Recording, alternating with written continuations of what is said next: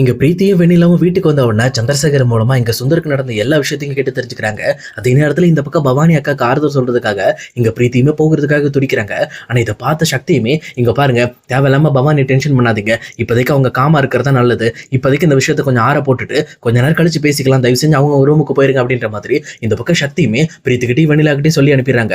அதே நேரத்துல இவங்க ரெண்டு பேருமே அவங்களோட ரூமுக்கு வந்து பயங்கரமா பேச ஆரம்பிக்கிறாங்க. அப்ப பிரீத்தி இருந்துகிட்டு இதுக்காக தான் சக்தி ரொம்ப நாளைக்கு முன்னாடியே சுந்தரை வந்து கண்காணிக்க ஆரம்பிச்சிருக்காரு. அப்பனா சுந்தர் இப்படி ஒரு தப்பு பண்ண போறாரு அப்படிங்கிறத நம்ம அன்னைக்கே பேசணும்ல, அன்னைக்கு மட்டும் நம்ம சுந்தர் அண்ணனை கொஞ்சம் ஃபாலோ பண்ணி இதை முன்னாடியே பிடிச்சிருந்தோம் அப்படின்னா இந்த பக்கம் வந்து சுந்தர் இந்த வீட்டை விட்டு வெளியில போகாம தடுக்கிறதுக்கு நம்ம ஏதாவது ஒன்று பண்ணியிருக்கலாம், கிட்டத்தட்ட முன்னாடியே அவங்கள வான் பண்ணியிருக்கலாம் அப்படின்ற மாதிரி பிரீத்தி பேசிட்டு இருக்காங்க. ஆனா அதே நேரத்தில் இதை கேட்ட வெண்ணிலாவுமே எனக்கு என்னமோ இது டவுட்டா இருக்கு, இதுவுமே இந்த பொண்ணியோட வேலையா இருக்கும்னு நினைக்கிறேன். ஏன்னா அவ தான் சுந்தர் அண்ணன் மேல இப்படி அபாண்டமா பழி சுமத்திருப்பா, இப்படி ஒரு விஷயத்தை அவர் கண்டிப்பா பண்ணிருக்கவே மாட்டாரு.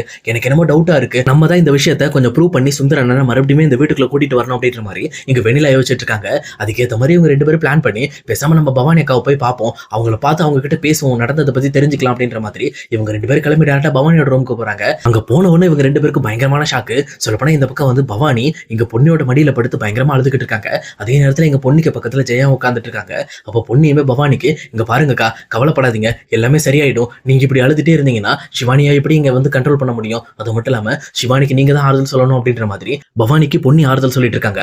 இதை பார்த்தோன்னே எங்க பிரீத்தி ரொம்பவே கோவப்பட்டு, முதல்ல எதுக்கு அவ மடியில படுத்துட்டு இருக்கீங்க, எனக்கு சந்தேகமே அவ மேலதான், அவ தான் கண்டிப்பா இந்த விஷயத்த பண்ணியிருப்பா, உண்மையை சொல்ல போனா சுந்தர் மேல ஸ்டார்டிங்ல இருந்து பழி சுமத்திட்டு இருந்தது அவதான் சுந்தர் அவங்க கிட்ட இருந்து பிடிச்சிருக்கா, நீங்க அவகிட்ட போய் இப்படி வந்து ஆறுதல் கேட்டுட்டு இருக்கீங்க அப்படின்ற மாதிரி ரொம்பவே கோவப்பட ஆரம்பிக்கிறாங்க.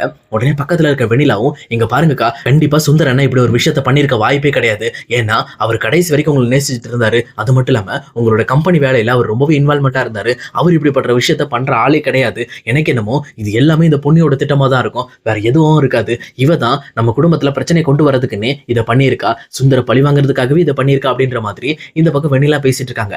அதே நேரத்துல இதை கேட்ட பிரீத்தியுமே இங்க பாருங்கக்கா, என்னோட கல்யாணத்துக்கு எடுத்து என்னை இந்த மாதிரி ஒரு நிலைமையில நிக்க வச்சிருக்கிறது இந்த பொண்ணு தான், இந்த பொண்ணியை தயவு செஞ்சு நம்பாதீங்க, இவன் மட்டும் அன்னைக்கு அந்த கல்யாணத்தை கெடுக்காம இருந்திருந்தானா நான் கண்டிப்பா அன்னைக்கு சக்தியை கல்யாணம் பண்ணிட்டு இதே வீட்டுக்கு மருமகளா ரொம்பவே சந்தோஷமா வாழ்ந்திருப்பேன் அப்படின்ற மாதிரி இந்த பக்கம் வந்து பிரீத்தியும் பேசிட்டு இருக்காங்க.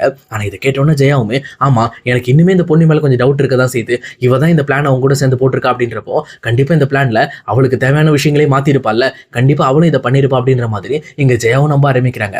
அதே நேரத்துல இன்னொரு பக்கம் இதை கேட்டுட்டு இருக்க பவானியுமே இங்க பாருங்கம்மா, தேவையில்லாம பொண்ணு மேல முட்டாள்தனமா இப்படி பழி சுமத்தாதீங்க, கண்டிப்பா இதுக்கும் பொண்ணுக்கும் எந்த ஒரு சம்பந்தமும் கிடையாது, ஏன்னா அந்த விஷயத்த பிளான் பண்ணதுக்கு அப்புறம் பொண்ணு கூட இருந்து செஞ்சது நான் தான், அங்க இருந்த போனுமே என்னோட போன் தான், அந்த போன் வீடியோல இங்க சுந்தரே தான் வாயால இந்த உண்மையை ஒத்துக்கிட்டாரு, அது மட்டும் இல்லாம இங்க பொண்ணு மேல எந்த ஒரு தப்பும் கிடையாது, பொண்ணியை இப்பதான் நான் முழுசா புரிஞ்சுக்கிட்டு இருக்கேன், பொண்ணு யாரு, என் வாழ்க்கைக்கு அவ எவ்வளவு தேவைப்படுறா அப்படிங்கிற விஷயத்த நான் இப்பதான் தெரிஞ்சிருக்கேன் அப்படின்ற மாதிரி இந்த பக்கம் பவானி பேசுறாங்க. அது மட்டும் இல்லாம என்னோட லைஃப்ல நான் பொண்ணியை ரொம்பவே கஷ்டப்படுத்திருக்கேன், அவளை அடிச்சிருக்கேன், திட்டிருக்கேன், ரொம்பவே அவமானப்படுத்திருக்கேன், ஆனா இவ்வளவு அவளை நான் கஷ்டப்படுத்தியுமே அவ எனக்கு ஒரு நல்லதுன்றதுக்காக என் நல்லதை தான் பார்த்து எனக்காக ஒரு விஷயத்த தெரியப்படுத்திருக்கா. சொல்லப்போனா இது ரொம்பவே பெரிய விஷயம், இந்த விஷயத்த நான் தெரிஞ்சுக்காம இருந்திருந்தேன்னா கடைசி வரைக்கும் சுந்தர் கூட ஒரு முட்டாளா வாழ்ந்திருப்பேன், எந்த உண்மையும் தெரியாத ஒரு கோழையாவும் ஒரு முட்டாளாவும் என் வாழ்க்கையை நான் வாழ விரும்பல, பொண்ணு எனக்கு ஓப்பன் பண்ணி விட்ட அந்த வழியில தான் இன்னைக்கு என்னோட மைண்டும் ஃப்ரீயா இருக்கு, என்ன கொஞ்சம் கவலையா இருக்கு என் பொண்ணோட நிலைமையை நினைச்சு, மற்றபடி வேற ஒன்றும் கிடையாது, ஆனா பொண்ணு நல்லவே அப்படின்ற மாதிரி அவங்களுமே சர்டிஃபிகேட் கொடுக்குற மாதிரி பேசிட்டு இருக்காங்க. இதை கேட்டோன்னே இந்த பக்கம் பிரீத்தி மறுபடியுமே இல்லக்கா, நீங்க நம்புறது போய் கண்டிப்பா வந்து அவ பொண்ணு நல்லவ கிடையாது, அவ ரொம்பவே கெட்டவ அப்படின்ற மாதிரி இங்க பொண்ணு மேல மறுபடியுமே பழி சுமத்த பாக்குறாங்க.